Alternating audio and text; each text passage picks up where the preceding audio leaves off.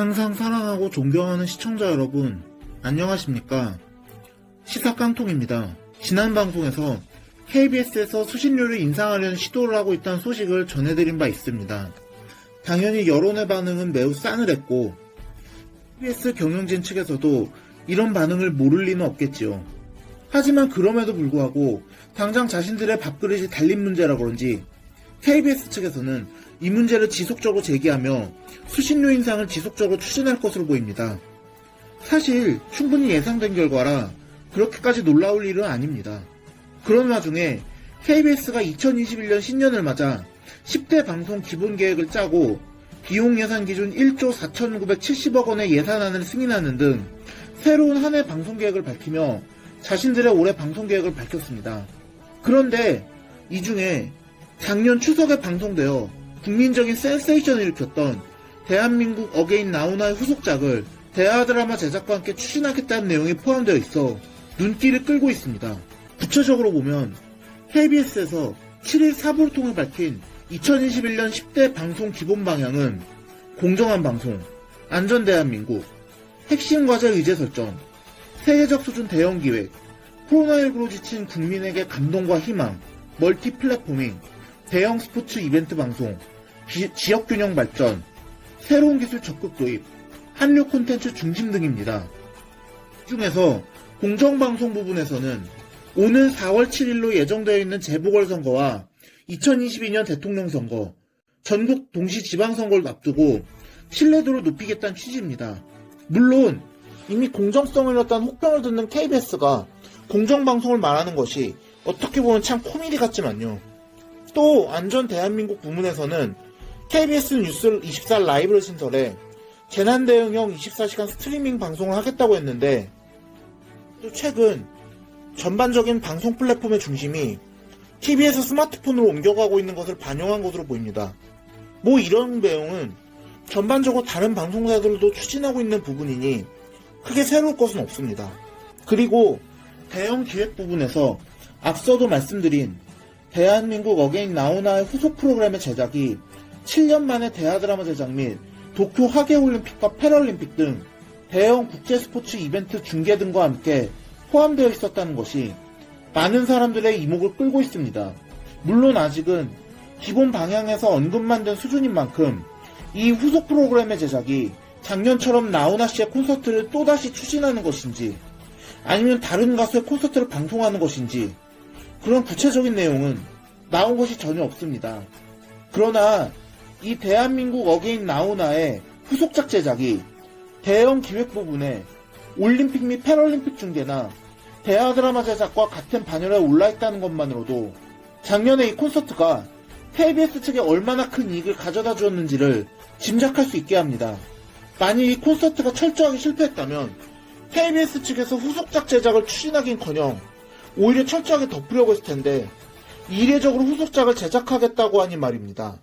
또한 KBS는 2021년도 예산안도 승인하면서 2021년 수신료 인상을 추진하고 디지털 콘텐츠 경쟁력을 강화하기 위해 예산안을 주로 제작비 쪽에 투자하는 이른바 선택과 집중을 하겠다고 밝혔습니다.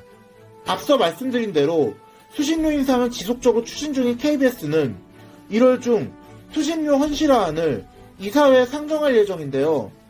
그러나 이사회를 통과한다 하더라도 KBS가 수신료를 인상하기 위해서는 방송법에 정해져 있는 절차를 거쳐야 했기 때문에 단순히 이사회를 통과한다고 해서 KBS가 수신료를 인상할 수 있는 것은 아닙니다. 게다가 이렇게 국민적으로 공영방송에 대한 불신 여론이 강한 상황에서 무리하게 수신료 인상을 추진하다가는 되려 문매를 맞기 쉽기 때문에 수신료 인상까지는 상당한 난관이 예상됩니다. 그리고 만일 이걸 무리하게 끝내 강행한다면 아마 상당한 여론의 반발이 예상되는데 아무래도 KBS 경영진 측에서는 KBS 이상으로 강한 비판을 받고 있는 어용 언론사인 TBS의 상황을 좀 참조할 필요가 있을 것 같습니다. 서울시로부터 매년 300억 원이 넘는 예산을 지원받는 언론사인 TBS 역시 손 시장이 10년 동안 집권하는 동안 굉장히 정치적으로 편파적이란 비판을 받아왔는데 안 그래도 여론의 비판에 직면한 와중에 작년 말부터 진행한 유튜브 독자 확장 캠페인인 이른바 1합시다 캠페인이 사전 선거운동에 휘말렸습니다. TBS가 일할 수 있게 일해주세요라는 구호를 내세운 이 캠페인은 다분히 이 1이라는 숫자가 민주당의 기호 번호인 1번을 연상시키기 때문에 오해를 살 여지가 충분합니다. 그리고 누가 보더라도 명색이 서울시의 예산으로 운영되는 TBS라는 방송사가 대놓고 정치행위에 개입하는 어용 언론 짓을 하고 있다는 비판을 피하기가 힘듭니다. 특히 이 부분에 대해서는 야권 정치인들을 중심으로 비판이 거셉니다. 이미 서울시장 출마를 공식화한 금태섭 전 민주당 의원부터 김어준 씨가 개인적으로 어떤 주장을 하든 그것은 그의 자유다. 하지만 그는 서울시의 재정적 지원을 받는 방송국에서 전파라는 공공재를 점유하고 있다며 서울시장 선거에서 시민들의 뜻을 묻겠다는 식으로 서울시장으로 당선되면 TBS를 어떻게든 손보겠다는 것을 공식화한 상태이고, 김근식 경남대 교수도 지난 4일 자신의 페이스북을 통해 TBS의 이런 행태에 대해 국민 세금으로 운영된 방송이 노골적으로 여당 나팔수 역할을 자처하고 사전 선거운동까지 서슴없이 자행하는 것이라고 주장하며, 이런 이 교통방송은 1도 주저하지 말고 해체해야 한다고 매우 강한 어조로 비판했습니다. 오신환 전 의원도 지난 5일 서울시장 출마 기자회견에서 TBS 교통방송에 사이비 어용 언론인들을 퇴출시키겠다는 공약을 내거는 등 이번에 야권에서는 제대로 벼르고 있는 것 같습니다. 당연히 이런 야권 정치인들의 행태에 대해 TBS 측에선 반발하고 있습니다. TBS 노조 측에서는 6일 성명을 내고서는 서울시장이 되면 지역 공영방송 TBS를 마음대로 주무르겠다는 것이다. 40년 전 신군부주도 언론 통폐합 조치에서나 봤던 일을 반복하겠다는 것인가며 김근식 교수를 비롯한 야권 정치인들을 비난했고, 한국PD연합회도 7일 성명서를 발표하면서 야권 정치인들의 TBS 관련 공약을 언론 장악을 일삼아온 기득권 집단의 본성을 노골적으로 드러낸 처사라고 원색적으로 비난했고, 한국PD연합회 TBS협회도 같은 날 시민의 방송 TBS를 향한 정치권의 길들이기라고 규탄하며 언론 장악 시도를 중단하라라는 반응을 보였습니다. 그러나 이미 국민의힘 측에서는 지난 5일에 TBS를 공직선거법 위반 혐의로 대검에 고발했기 때문에 이번 일이 결코 금방 잠잠해질 것 같진 않습니다. 게다가 여론도 TBS 및 한국PD연합회에 대해 매우 냉소적인지라 저들의 저런 목소리는 설득력이 없다는 평이 지배적입니다. 물론 KBS와 TBS 상황을 무조건 1대1로 대응하기는 무리가 있긴 합니다.